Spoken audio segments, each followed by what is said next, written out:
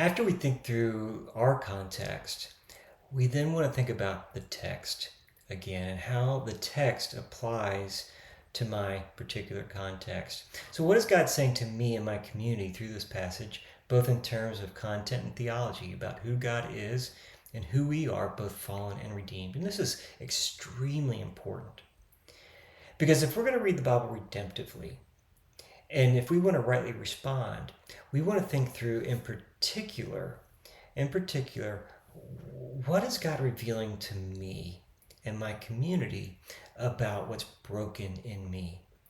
How do I relate to the characters in the story? How do I relate what's written in the story as it relates to brokenness?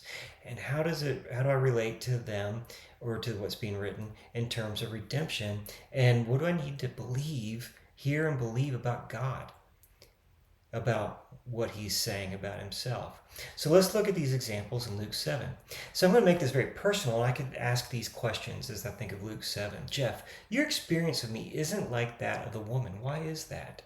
So this is a fallen condition kind of exposure or question that I'm asking myself about what's broken in me that I'm not as exuberant in my worship as this woman. There must be some level of either forgetfulness or self-righteousness, a sense that not experiencing his forgiveness like I should. I could ask this question, Jeff, do you believe that my forgiveness is truly liberating? I have to wrestle with that and say, do I really believe that, or do I doubt his forgiveness to some degree or another? Jeff, do you believe that you haven't? Jeff, do you believe that you have only a little need for forgiveness? Sorry about the typo there.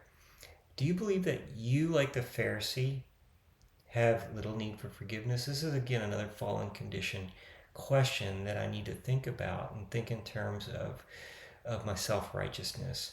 And Jeff, would you embrace me as the one who is able and very willing to greatly forgive you? This is a redemptive solution kind of question. This is the redemption in the passage. Will you embrace that of me? I'm very willing to greatly forgive you. Will you believe it? The next is Genesis 21. So let's think about this. And again, making it personal, I would say, Jeff, when times are tight, do you truly believe that I hear and see you? I mean, First John says that if we ask anything according to his will, he hears us, right? And so do I truly believe that, or I believe as if God is closing his ears to me?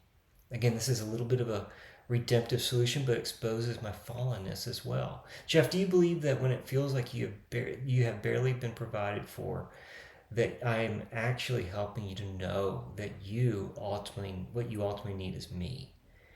So do you recognize that my lack of provision for you sometimes is a test to help you to know that what you really need is me?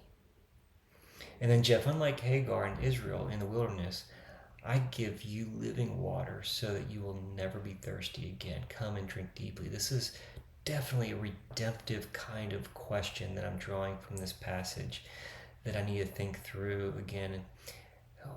Am I really believing? And will I really come to him for living water to truly be satisfied? And then in Ephesians, Jeff, you regularly feel like you need to prove yourself. Remember, I love you at your worst. There is nothing to prove. Again, so there's fallen condition there, and there's also redemption in that question. Jeff, I'm inviting you to live like you're seated with me beside the throne of love and grace.